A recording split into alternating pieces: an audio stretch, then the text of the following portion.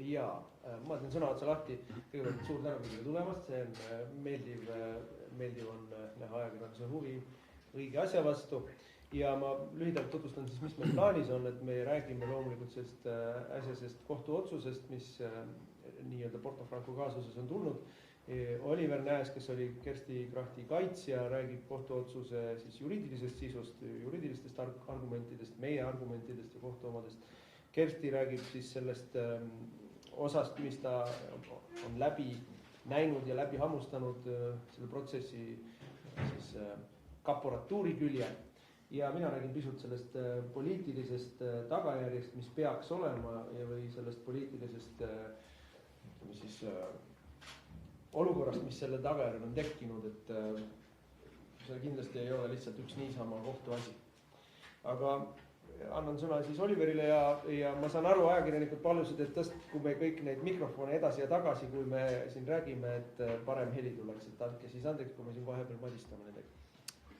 Selge, et tere ka kõigile minu poolt, et see lugu on tänaseks rohkem kui 5 aastat vana, et Kersti Kracht peeti 2021. aasta jaanuaris kinni ja ka vahistati seoses siis kahtlusega, et ta on küsinud ja võtnud altkäemaksu Toomas Tammelt selle eest, et muuta riiklikku kalanduspoliitikat Toomas Tamme ärihuvides, ehk siis peaasjalikult ümber reguleerida olümpiapüük individuaalpüügiks Peipsi ja Lämmi järvel.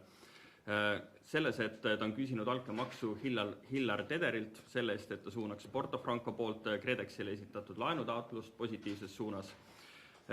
Selle eest, et ta on sõlminud rahapesu kokkuleppe Hillar Tederilt saadav altkäemaksu puhtaks pesemiseks ja et ta on rikkunud toimingupiirangut 2 juhul ja seda eriti suures ulatuses. Ja samadel asjaoludel esitati ka siis Kersti Krachtile prokuratuuri poolt süüdistus. Maakohus mäletatavasti mõistis altkäemaksu episoodides ja rahapesu süüdistuses Kersti Krachti õigeks, aga toimingupiirangu rikkumises mõistis süüdi. Nüüd, möödunud nädalal neljapäeval tegigi ringkonnakohus väga märgilise otsuse, nii nagu ka Martin Helme viitas, see tõepoolest on märgiline. Ta jättis muutmata maakohtu varasemad otsused Kersti Krachti õigeks mõistmises ja tühistas süüdimõistmised toimingupiirangu rikkumises. See tähendab seda, et ringkonnakohtu hinnangul oli asjas esitatud süüdistus terves ulatuses põhjendamatu, seda nii Kersti Krachti suhtes kui ka tegelikult kõikide teiste süüdistatavate suhtes, kes selles asjas kohtu alla olid antud. Nüüd, miks ringkonnakohus niimoodi otsustas? Ringkonnakohus tuvastas uurimise käigus ka mitmeid olulisi rikkumisi, nagu näiteks ebaseaduslik läbiotsimine Aqua Spa hotellis või ebaseadusliku juurdepääsu saamine Toomas Tamme e-kirjadele, aga need ei olnud asja lahendamisel määrava tähtsusega küsimused. Määravaks osutas ikkagi ja tegelikult seda mõlema kohtuastme jaoks, nii esimese astme jaoks kui ka ringkonnakohtu jaoks, see, et prokuratuuri poolt kogutud tõendite pinnalt tehtud järeldused olid, ja nüüd ma kasutan ringkonnakohtu enda terminoloogiat, meelevaldsed, oletuslikud, otsitud ja paljasõnalised. Ja läbivalt terves selles kohtu otsuses heideti prokuratuurile ette seda, et jälitusega kogutud vestluste tegeliku konteksti prokuratuur ei arvestanud, vaid need järeldused olidki kallutatud süüdistuse poole. Ringkonnakohus ütles selles otsuses prokuratuuri järelduste kohta vähemalt 13 korral, et need on meelevaldsed, vähemalt 9 korral, et need on oletuslikud, vähemalt 7 korral, et need on paljasõnalised ja vähemalt 4 korral, et need on lihtsalt otsitud. Mitmel korral ütles ringkonnakohus seda, et need järeldused on lihtsalt põhjendamatud, neid ma ei jõudnud kokku lugeda, sest seda oli lihtsalt liiga palju. Nüüd, kohus on olnud prokuratuuri tegevuse suhtes erakordselt kriitiline selles otsuses ja seda siis läbi terve kohtu otsuse.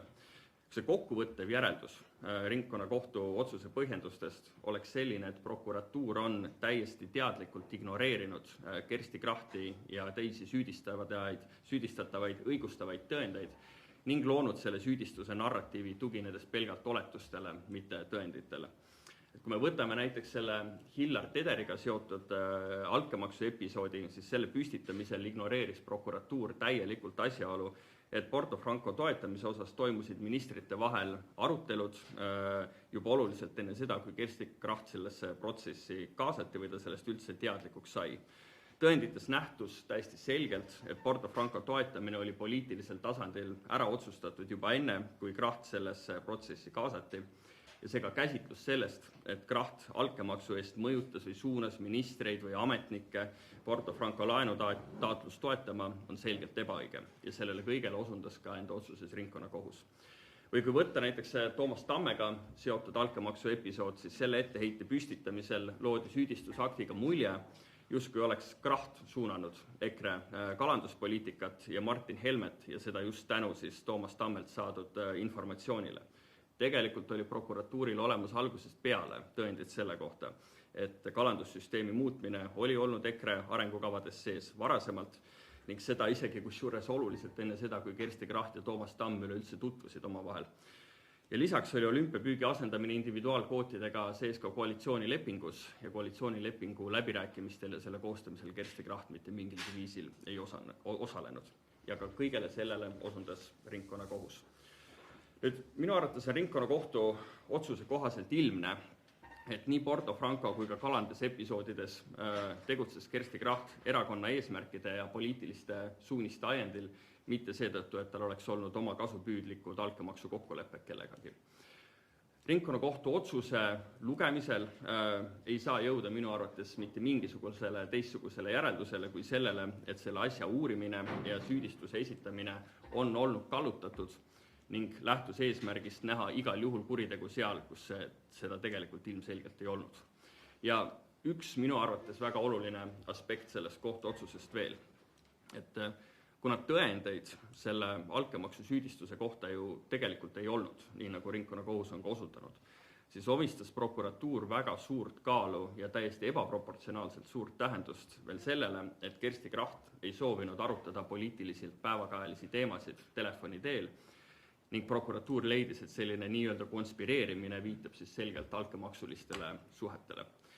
Ka seda väidet analüüsis ringkonnakohus enda otsuses põhjalikult ja mitme lehekülje ulatuses ja leidis, et telefoni suhtluse vältimine oli tegelikult Kersti Krachtile omane, tal oligi üldine hirm jälitamise ees ning NB, see oli kantud tema enda elulistest kogemustest. See oli ringkonnakohtu hinnangul täiesti mõistlik ja tavapärane suhtumine ning ei viidanud mitte kuidagi korruptiivse suhte olemasolule. Ja see on väga tähelepanuväärne aspekt sellest kohtuotsusest, sest me oleme täna jõudnud enda ühiskonnaga kuidagi sellesse punkti, kus päris paljud avalikus elus osalevad inimesed ei soovigi asju arutada telefoni teel. Ka täiesti õiguspäraselt käituvad inimesed eelistavad vahetuid kohtumisi ja eelistavad krüpteeritud suhtlusvahendeid ja seda sellepärast, et nad ei soovi lugeda toimikust või leheveergudelt enda isiklikke vestlusi, millel tihtipeale ei ole kriminaalasjaga mitte mingisugust pistmist.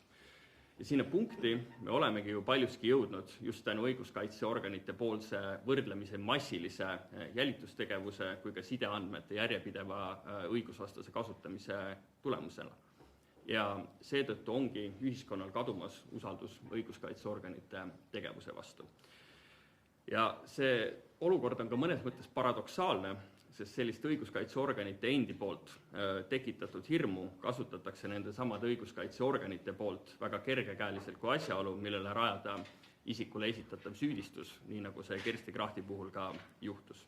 Aga mul on väga hea meel, et ringkonnakohus näitas siin külma pead ja kainet mõistust ning lükkas sellise käsitluse täiesti selge sõnaga tagasi. Mida me sellest kõigest järeldama peaksime? Tänaseks on minu arvates täiesti ilmne, et seadusandja peab andma kohtutele võimaluse õigeks mõistetutele määrata kohane hüvitis kriminaalmenetluse talumise eest. Seda ei pea määrama igas asjas ja igal juhul, aga kohtutel peab olema võimalus võtta arvesse konkreetse asja eripära ja olukordades, kus inimesi on aastaid avalikult ja täiesti põhjendamatult süüdistatud kuritegude toimepanemises, peab sellise hüvitise määramise võimalus kohtutel olemas olema. Kersti Kracht siin on olnud viimased 5 aastat avaliku tühistamise ja pideva negatiivse meediakajastuse objektiks ja selle ajend on olnud loomulikult tema vastane kriminaalasi. See on oluliselt mõjutanud tema karjäärivalikuid ja tekitanud talle raskeid üleelamisi.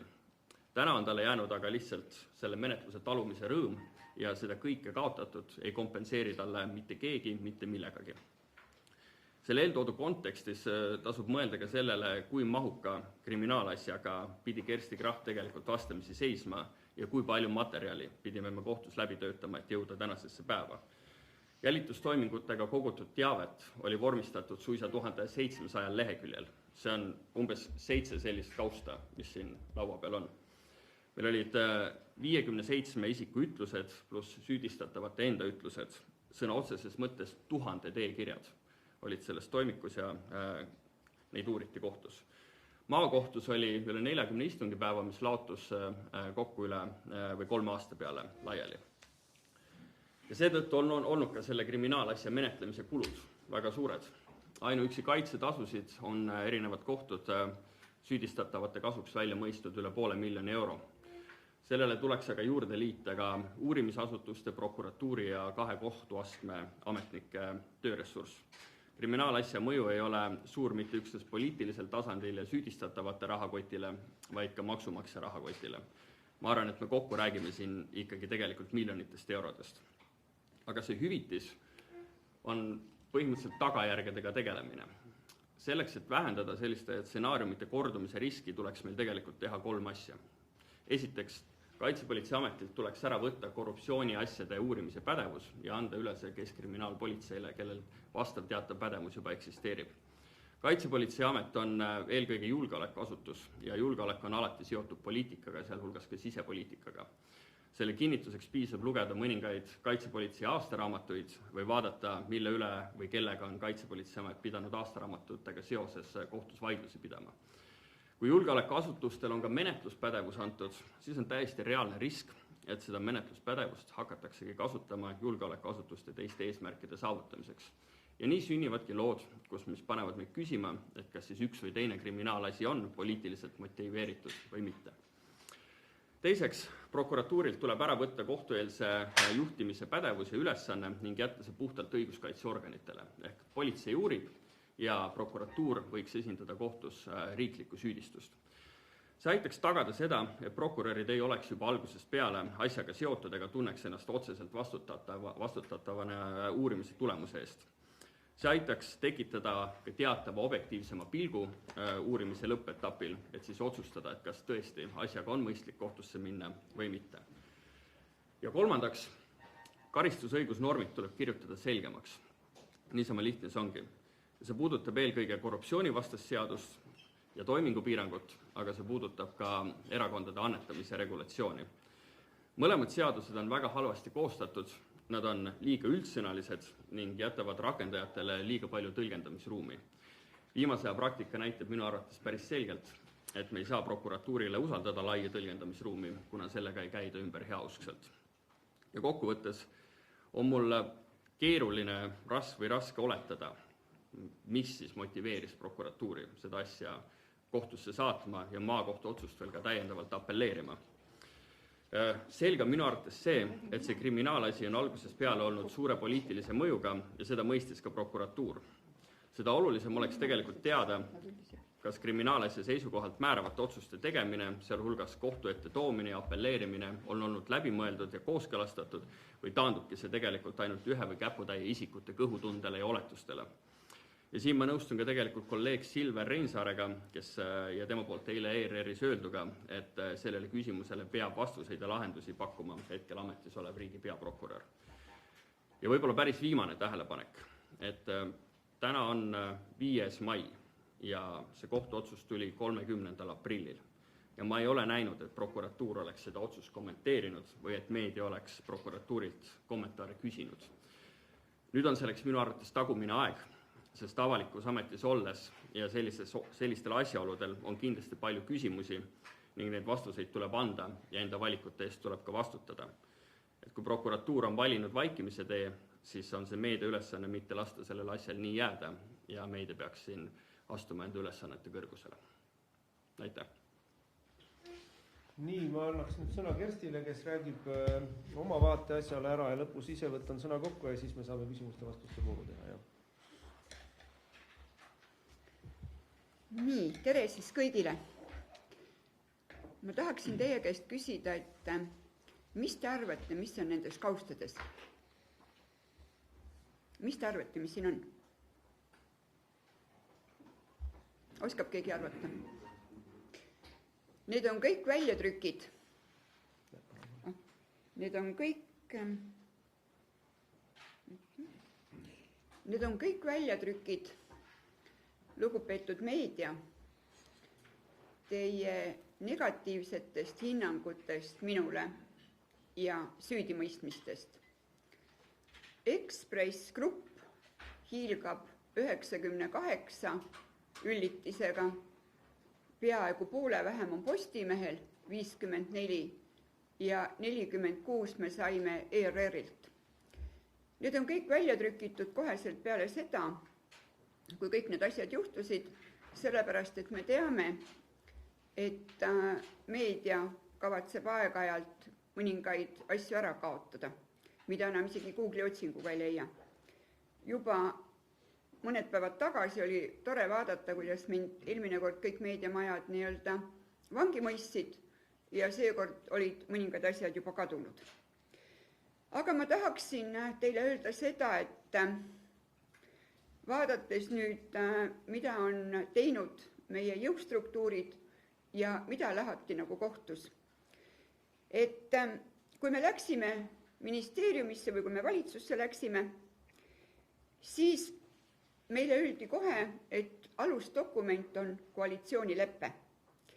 Ja ma tahan teile öelda, et kõik need asjad, millega mina tegelesin ja millega ma täna veel kohtu all olen, sest kuna me ei tea, kas prokuratuur kaevab edasi või mitte, kõik need asjad olid koalitsioonileppes, välja arvatud see, mis tõi kaasa endaga COVID. Mina ise ei mõelnud välja mitte ühtegi asja. Seda fakti on absoluutselt eiranud prokuratuur ja täpselt samuti kapo. Ma tahan teile veel öelda ühe asja, et kui me nägime, kuidas riigiprokurör Pern kohtus esines, siis täiesti selgelt oli sealt näha, et seda asja ei ole kokku kirjutanud prokuratuur. Sellepärast, et Pern ei teadnud päris paljusid asju, väites seal üht või teist ja kuidas selle peale kõik advokaadid häält tõstsid ja ütlesid, et kuule, palun võtta lahti see ja see lehekülg ja seal on kõik täpselt kirjas. Just see, mida me siis väitsime. Nüüd, kui EKREIKE sai koalitsiooni ja me hakkasime täitma 2 dokumenti, mis oli siis 100 päeva plaan ja koalitsioonilepe, siis tuli välja, et meiega ei tahetud üldse arvestada. Kõige suurem pidur üldse asjade tegemises ja ka koalitsioonileppes olnud kokkulepetest kinnipidamises oli Justiitsministeerium. Tänane segadus, mis meil valitseb seadusandlusega, on absoluutselt sellesama asutuse nii-öelda töö, sisetöö, kus siis hiljem minnakse teatud seadustega Riigikogu ette, et neid vastu võetakse. Ma toon teile mõned näited. Meil oli kirjutatud koalitsioonileppesse, et me loome eriprokuröri statuudi. Seda ignoreeris Raivo Aeg. Me võisime seal pea peal käia, kogu aeg lükati edasi. Isiklikult oli mul väga palju negatiivset kokkupuuted Parmasega, sest koalitsioonileppes oli kirjas, et me peame tegelema kriminaalmenetluse tähtaegadega. Parmas väitis, meil on kõik korras, mitte mingil juhul, ei, mitte midagi me ei tee. Avaliku teenistuse seaduse muudatused, millega me tegelesime, kõik oli kännu taga kinni. Ja Isamaa oligi üks põhilisi nii-öelda pidureid. Isamaa huvitas ainult see, kas me saaksime tehtud pensionireformi.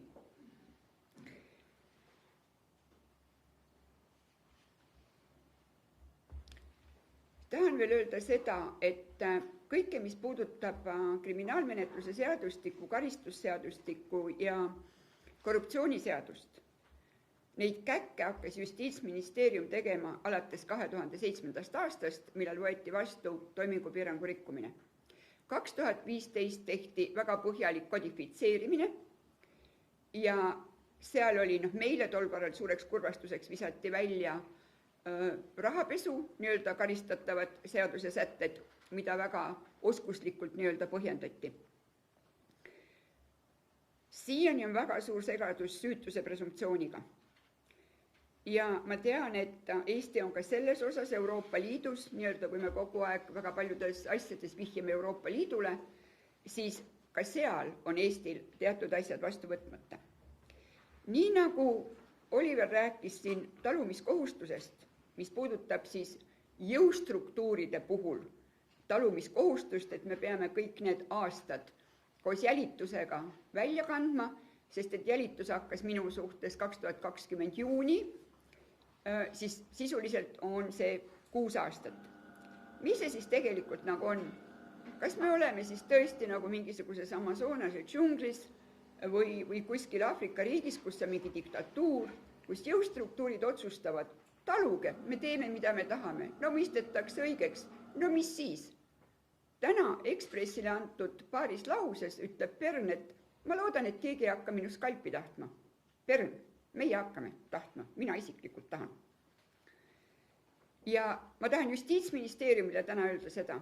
Justiitsministeerium, tehke palun korda see, et kui on kriminaalmenetlus näiteks, mis kestab, nagu Kajar Lemberi puhul 9 aastat, või meie puhul 6 aastat, või Pruunsilla puhul, või ükskõik, kes on täna õigeks mõistetud, siis tsiviilnõue selle kohta, mis on ilmunud meedias, sealt peab hakkama see 3 aastat tulema, kui kohtuotsus on välja tulnud või jõustunud õigemini. Mitte nii, et teil oli 3 aastat aega kaevata, kui keegi mind laimas. Need kaustad siin on kõik minu laimamine. Kõik. Siin ei ole mitte ühtegi positiivset uudist. Ja mitte ainult minu. Siin on Mart Helmet, siin on Martin Helmet, siin on EKRE, siin on kõike nagu. Nüüd mõned niisugused sisemised asjad, mida te ilmselt ei tea, aga ma arvan, et mida tuleb avalikustada. Kogu selle kalapüügi ja selle individuaalkvootide juures tuli välja üks selline asi, et tegelikult tegeleti salakaubandusega. Venemaal olid individuaalkvoodid, teine pool Peipsi järve, ja minule seal teatud firmade esindajad rääkisid, kuidas tegeletakse salakaubandusega. Ja ma palusin, rääkisin sellest Lasse Lehisega, tahtsin nagu täpsemalt teada, kuidas need on, kui suured need, kas meil on koodid, kas meil on maksud, mis seal on. Ja selle vastu hakkas Kaapo eriliselt huvi tundma, kui Lasse Lehist käis seal selgitusi andmas Kaapos. Minu küsimus on, et huvitav, miks? Ja ka kohtusse olid toodud inimesed, kellel tegelikult ei olnud isegi üleüldse mitte mingisuguseid kalapüügilitsentse ega õiguseid seal Peipsi järve ääres, vaid pigem need, kes olid lihtsalt hangeldajad. See oli siis prokuratuuri või Kaapo-poolsed nii-öelda tunnistajad. Miks meie PPP hange ära rikuti ja miks oli sellest vaja nagu lahti saada või õigemini, miks meid sealt valitsusest välja puksiti? Ka PPP hange oleks teed ehituses välja toonud tegelikult kulud teede ehitamiseks ja hooldamiseks. Pensionireformiga tuli välja, kui suur oli tegelikult pankade mõju, olgu siis advokaadibüroodele, poliitikutele ja muu selline. Samuti andsime me Lasse Lehisega töösse võlaõigusseaduse muudatuse. Ma ei tea, kas te olete sellega kursis, aga näiteks juriidilistel isikutele täna, kui võlgu välja nõutakse, on võimalik määrata viiviseid 100%, mis viib väga paljud ettevõtjad üldse likvideerimiseni. Ja mis on täiesti minu meelest alusetu rikastumine. Ka see oli meil töös. Ametnikel oli väga vastukarva see, et me tundsime hästi ettevõtlust, meil kõikidel nõunikel oli ettevõtluskogemus ja me suutsime asju kiiresti lahendada, leida kiireid lahendusi tegelikult päris nii-öelda tõsistele probleemidele efektiivselt. Meil hakkas tulema teadmine, kuidas riigi raha raisatakse. Meil oli juba niisugune, kuidas ma teile ütlen, alati niisugune väike huumorinurk, kui meie juurde tuli Maksuamet, kui me tegime ju seal maksudes muudatusi, näiteks mis puudutas seal tookord diisliaktsiisi. Iga kord, kui nad tulid meile nõupidamiste ruumi laua taha, siis iga kord oli nii, et nüüd meil on vaja teha muudatused ja iga kord maksis see miljoni. Ükskord me hakkasime kõva häälega kõik naerma, sellepärast, et see ei olnud miljon, vaid see oli 900 000. Nii et me olime seal valitsuses tegelikult suured segajad. Aga nüüd ma räägin paarist väga tõsisest asjast. Seoses sellega meie ajal käis väga tõsine rahapesuvõitlus, olid direktiivid, olid FATCA, mille järgi siis koostati igasuguseid eeskirju. Finantsinspektsioon oli andnud välja pankadele 99 leheküljelise memo, mida ka pangad täna peavad järgima ja kui nad eksivad, siis neid ootavad suured trahvid. Kas see oli meil ringi tegemisel? Meil oli kokkulepe, et me teeme sellele paarile A4 lehele, et kõik juhised oleksid väga selgelt arusaadavad. Ja kuna meie tegelesime rahapesuga, Rahandusministeerium, siis anti meile nõu, et rahapesu andmebüroo peaks tegelikult mitte olema keskkriminaalpolitsei alluvuses, aga see peaks olema Rahandusministeeriumi alluvuses, et me saaksime sellega nii-öelda kompaktselt tegeleda. Nüüd, kui me istusime keskkriminaalpolitsei juhi Alaveri juures koosolekul, Martin Helme ministrina ja 2 nõunikut, mina ja Lasse Lehis, rääkisime me RAB-i siis ületoomisest Rahandusministeeriumi alla, mille peale kostis tollane direktor Alavere, et aga loomulikult, et andmebaas jääb ju siis sinna SMIT ehk Siseministeeriumi infotehnoloogia keskusesse, et nemad hea meelega teevad koostööd ja kasutavad seda andmebaasi edasi. Mille peale läksid minu silmad väga suureks, sest et ma olin uurinud järgi, et rahapesu büroo andmebaas rahvusvaheliste nõuete järgi absoluutselt sinna ei tohi mitte keegi omada ligipääsu, mitte keegi. Ei politsei, ei prokuratuur, ei kapo. Sealt saab kätte ainult siis, kui on algatatud kriminaalasi ja tehakse kirjalik järelepärimine.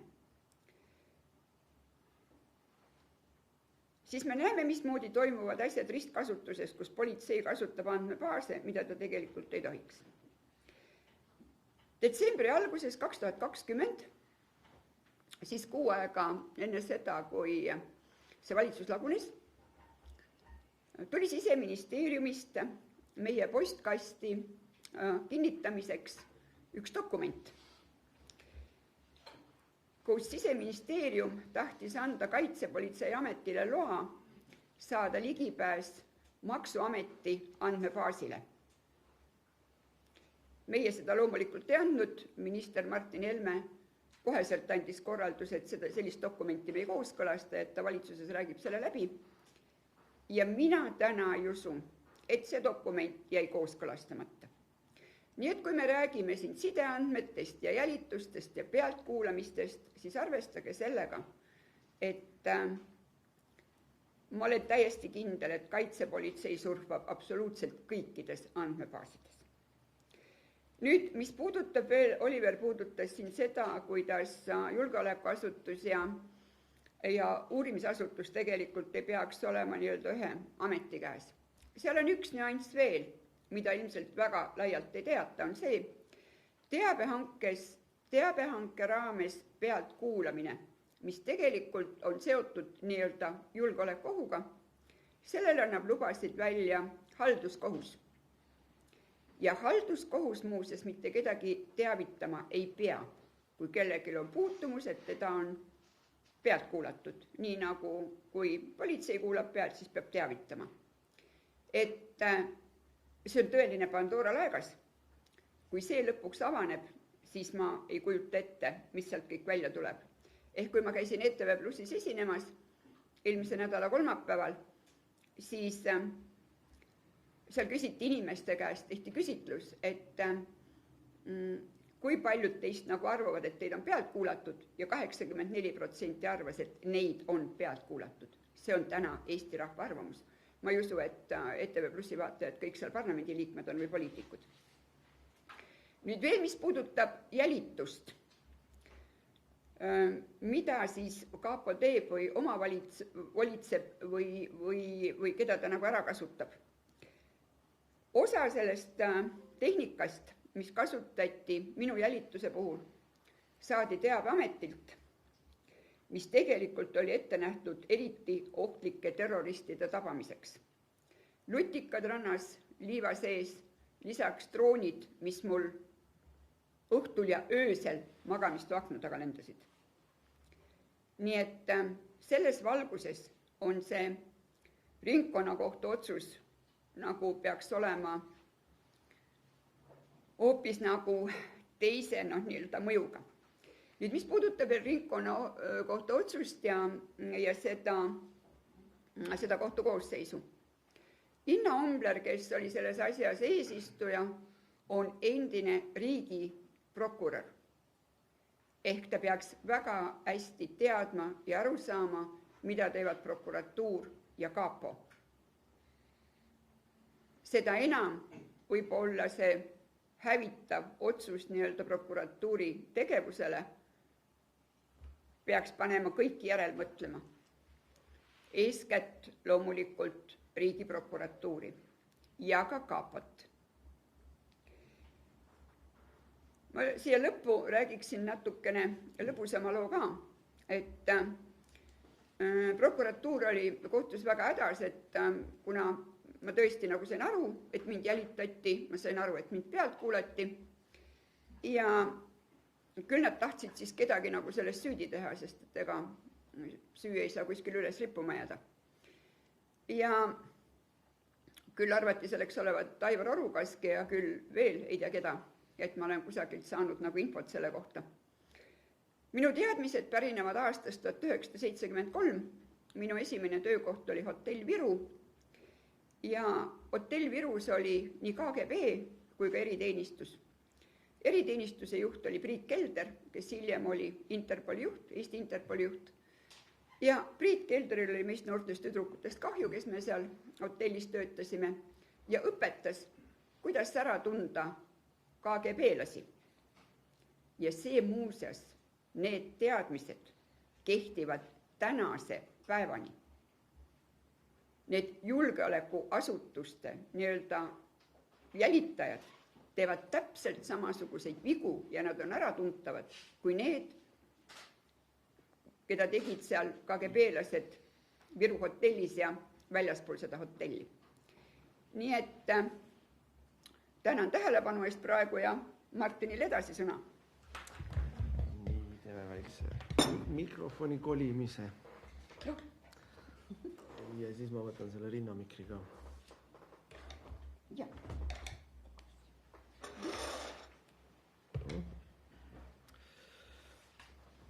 Nõi, ma annaks natuke poliitilist raamistust. Minu meelest on selles küsimuses selline hea retooriline küsimus vaja õhku visata, et kas Eestis on veel kedagi, kes ei usu, et on olemas süvariik. Vot poliitikas on kõige suurem pat see, kui sa oled liiga vara õigel teel. Siis seda ei tunta ära ja hakatakse sind selle eest tihtilugu ka tampima, aga süvariigist rääkis EKRE juba ammu. Ma arvan, et tänaseks päevaks saavad kõik aru, millest me räägime ja mis see endast kujutab. Ja põhiküsimus, mis minu meelest meil poliitiliselt on vaja vastata ühiskondlikult, on see, et kes valvab valvurite järel? Kes valvab neid, kes on pandud valvama meie põhiseaduse kaitsmise üle? Sest kui meil on see, mida me nimetame kaporatuuriks, ehk prokuratuur ja kapo kahe peale kokku, otsustavadki valitsuse pikali joosta, Kersti ütles, et valitsus lagunes, valitsus ei lagunenud, valitsus kukutati, siis meil põhiseaduslik kord on tegelikult ju sõnakõlks, sest kapo ja teised julgeolekuasutused pluss prokuratuur peaksid ju valvama põhiseaduse kaitsmise üle, aga vahetavad ise valitsusi. Mina ei ole lõganud põhiseadusest välja, et kapol või prokuratuuril oleks valitsuste vahetamise pädevus või õigus. Ja põhiküsimus, mis meil 21. aastal või ka juba varem üleval oli see, et kui nad saavad seda teha meile, ma räägin EKRE-st, ma räägin EKRE ministritest, ma räägin ministri nõunikest, siis nad saavad seda ju teha igaühele. Ja kui 21. aastal võis tunduda inimestele, et tühja kah, oligi paras, et ega see EKRE valitsus oligi õudne, iga päev oli mingisugune palundra, siis ma ütlesin kohe inimestele, et ega kui võim on korrumpeerunud, siis ta korrumpeerub absoluutselt ja nad ei piirdu ju meiega. Ja kus me täna väljas oleme? Täna oleme me väljas seal, et on Kalle Laaneti kallale mindud, on Vaheri järgi mindud, eks ole, süvariigi enda osa, aga lisaks sellele on muidugi Pruunsillaga juhtum ja Humala juhtum. Nad tulid Gert Kingo kallale, aga nüüd on nad jõudnud juba Lauri Läänemetsa kallale. Et seal ei ole piiri ees. Ei ole niimoodi, et omasid ei hammustata. Sest omade ring on meile teadmata, kes need omad päriselt on. Muidugi, kui me räägime täna prokuratuuri absoluutsest läbikukkumisest ja kõlbmatusest, siis tuleb, sellel mündil on 2 külge. Üks külg on see, et mida nad alustavad. No alustasid Kersti Krachti vastu asja, 5 aastat on inimest ruineeritud. Aga teine küsimus on see, mida nad ei alusta. Sest see on selle mündi teine külg, suvaõigus ja tõlgendamine ja sisetunne ja see kõik, millest Oliver Nääs rääkis, viis selleni, et Keit Pentus-Rosimannuse osas ei alustatud asja, kui üldse on Eestis toimingupiirangu rikkumise paragrahvi rikutud, kui ta määras iseennast kõrge palgaga kohale mitmeks aastaks, siis see oli see kaasus, aga seal asja ei alustatud. Ei alustatud testihanke osas, mis tehti haridusministeeriumis, mis oli nii läbinähtav riigi varastamine, kui üldse olla sai, ei ole alustatud. Nüüd kohtu käsu peale alustati Pihlakodu asjas. Ja selle sama mündi sealpoolsel küljel on ka siis meil prokuratuuri otsus, mille kahetsusväärselt kohus üle kinnitas, aga mis see kohus teha sai, kui meil siis 100 miljonit välja petnud telefonipettur pääses sisuliselt 8,5% maksukohustusega. Et kui me kõik teised maksame 22% oma tulude pealt, siis tema maksis 8,5% tulumaksu või nii-öelda ära sellest summast. Ja mööda punast vaipa läks eralennukiga Villasse. Kui see ei ole kuritegevuse premeerimine, siis ma ei tea, mis see on. Et selle mündi üks külg on see, mida ei alustata ja selle mündi teine külg on see, mida alustatakse. Alustatakse poliitilisi klapperjahte ja kui sul poliitiliste klapperjahtide peale kogu aur ära kulub, ega siis ei jõuagi telefonipettureid ja päris korruptante taga ajada. Nüüd asi, mis on täiesti läbi kukkunud, on riiklik parlamentaarne järelevalve julgeolekuasutuste järel. Parlamendis on meil komisjon nimega julgeolekuasutuste järelevalvekomisjon ehk JAIK, nagu Riigikogu liikmed Šargoos ütlevad, rahvakeeli nimetatakse kapo komisjoniks, aga ta valvab tegelikult ka prokuratuuri ja välisluure üle. Seal mingisugust järelevalvet sisuliselt ei toimu. See on asutus, mille ülesanne on teha poliitilist katet nendele julgeolekuasutustele. Ja küsimus vastutusest. Kui Kajar Lemberi juhtumist on räägitud, Kersti Krachti juhtum ei ole veel, me ei tea, mida Riigikohtus, kas kaebatakse edasi, prokuratuur kaebab edasi või ei kaeba edasi, et võiks ju loota, et mingisugune alandlikkus maailmas on, aga Pernilt me seda ei ole näinud, tuvastanud. Aga kui me küsime selle kohta, et kohtuotsuseid, kus kohus ütleb, et prokuratuur on rikkunud seadust, prokuratuur on manipuleerinud tõenditega, on rikkunud seadust näiteks ka jälitustegevuse käigus. See, mida nad tegid ju siinses kaasuses, olid need sõna otseses mõttes lõikasid tõestusmaterjali niimoodi jupikaupa lahku ja kokku, et jätta muljet, et jutud, mida räägiti telefoni teel, omasid teistsugust sisu ja tähendust, kui need tegelikult need jutud oma algses kontekstis omasid. Et kui sa lõikad vahepealt välja mingisugused minutid või katkestad jutu kuskilt maalt ära ja siis esitad selle kohtule, siis see on tegelikult ju tõestusmaterjali manipuleerimine ja võltsimine. Ja ikka tulen tagasi selle juurde, et kui nad saavad seda teha meile, siis nad saavad seda teha kõigile. Et mind ministrina kuulati pealt praktiliselt kogu selle aja, kui ma olin minister. Mul oli kabinetis ekraani sisse pandud lutikas, mis sel päeval, kui Kersti vahistati, tuli üks tehnikaosakonna poiss ja viis selle ekraani minema, ütles, et sul on uut ekraani vaja, ma ütlesin, et ma ei teadnudki.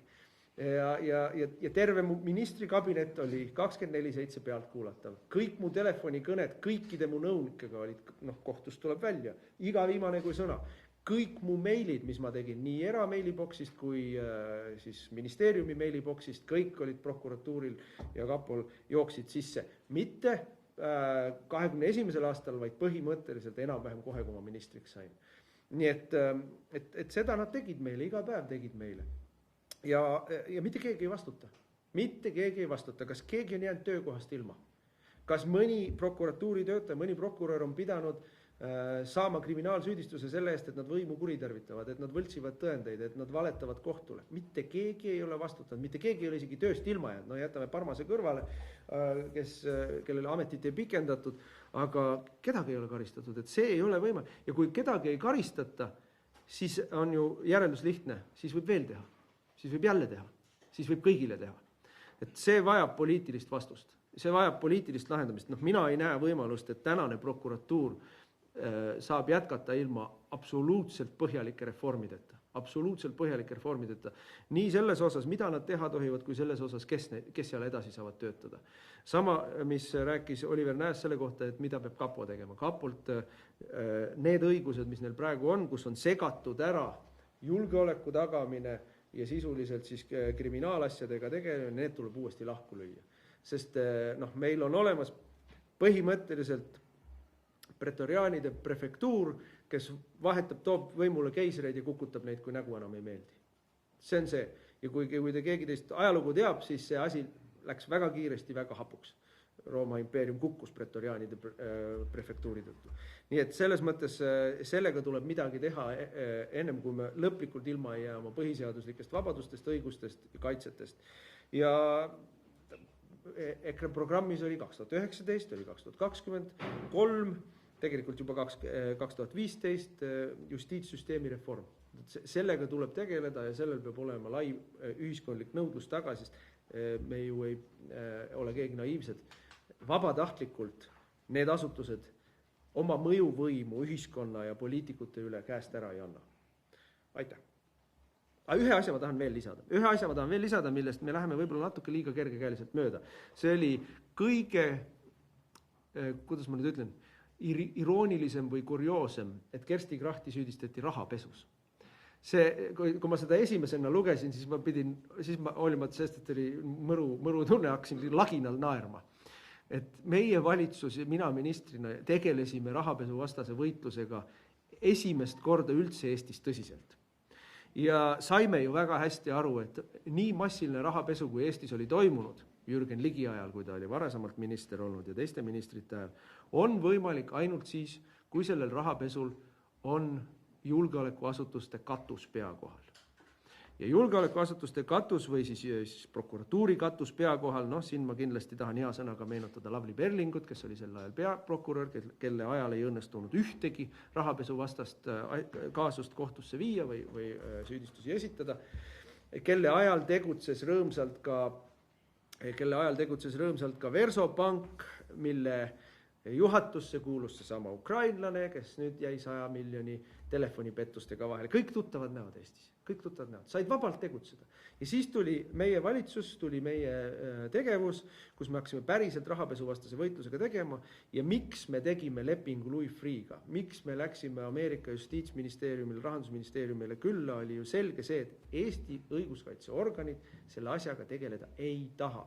Ja need sidemed viivad mujale maailma, suurde maailma ja mis on nüüd selgunud, Ameerikas on just tänane justiitsministeerium Trumpi administratsiooni ajal käivitanud kriminaalasja, mille põhisisu on see, et Ameerika USAID ehk suur siis rahvusvaheline humanitaarabiorganisatsioon viis raha Venemaale ja Ukrainasse ja see raha pesti tagasi Ameerikasse, et toetada Joe Bideni valimiskampaaniat. Ehk see ring käis ja see ring käis üle meie ja sellel oli poliitiline katus, julgeoleku katus pea kohal. Ja Trumpi esimese administratsiooni ajal, kui me olime ka valitsuses, oli võimalus see asi ära lõpetada, kui saada piisavalt otsene kontakt ameeriklastega. Aga mis siis juhtus? Kõik need, kes Eestis olid selles osalenud, ei saanud lubada, et Ameerika uurimine toob siia ka mingisugused tagajärjed. Ja see oli see seakisa, mis lahti läks, kui me Louis Freeh palkasime. Nii et rahapesu on üks põhjus, miks meie valitsus pikali joosti. Aga jah, ma praegu tõmban joone alla ja siis saame vastata küsimustele, kui tahate. Mul üks küsimus, lihtsalt üks hea uudis oli ju ka, et ilmselt kohtunika pead ei pea lendama. Jah, ma olen meeldivalt üllatunud. Ma olin meeldivalt üllatunud juba halduskohtu otsuse peale, et kuigi tol ajal, jälle seda meedias, maakohtu otsuse peale, et tookord juba presenteeriti seda, et Kersti Kracht jäi siiski süüdi ja sai tingimisi karistusi, siis tegelikult ju juba esimese astme kohtu otsus oli 2/3 õigeks mõistev ja see 2/3 olid need tõsised tükid. Et see toimingupiirangu rikkumine, Oliver võib kommenteerida, toimingupiirangu rikkumine on nii kummist paragrahv, et sellega võib absoluutselt igale ühele kallale tulla ja ka süüdi mõista kui tahta. Nii et ma olen meeldivalt üllatunud, et meie kohtusüsteem siiski on kanna maha pannud ja prokuratuuri märatsemisele piiri pannud. Ma loodan, et see ei ole nii-öelda ühekordne.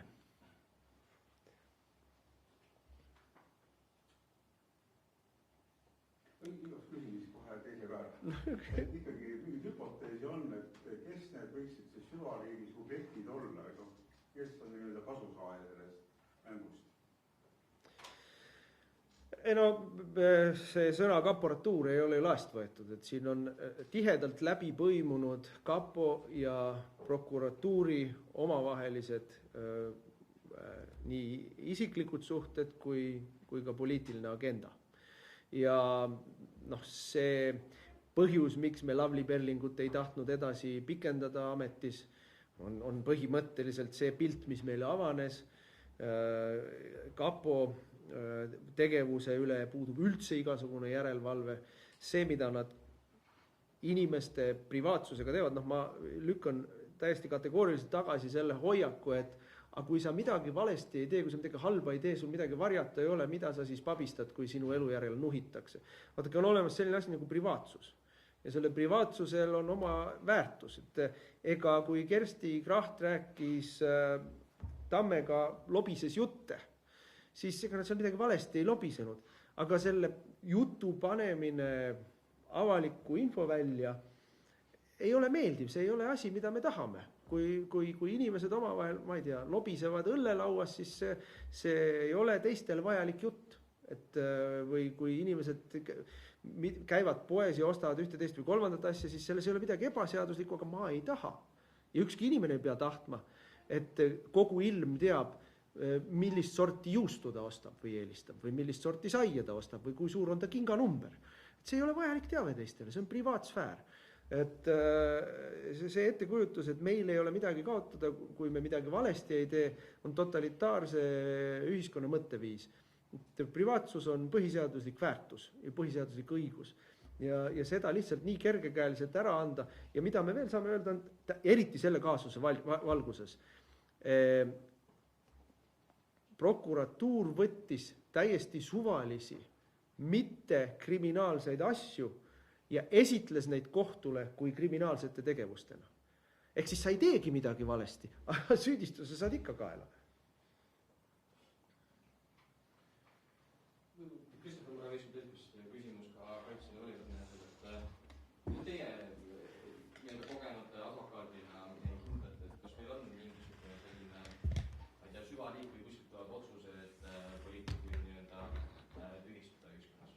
Nagu ma ütlesin, ma ei oska öelda konkreetselt neid motiive, miks selliseid kriminaalasju kohtusse saadetakse, seda teavad need inimesed ise, kes nende otsuste juures on. Aga see ringkonnakohtu otsus, mis eelmisel neljapäeval tehti, ei jäta küll mitte mingisugust kahtlust selleks, et osasid asju vaadatakse selgelt kallutatud pilguga, ei nähta selgelt õigustavaid asjaolusid, neid ignoreeritakse ja sinna juurde õmmeldakse tegelikult puhtalt süüstav lugu, jumal teab, mis eesmärkidel.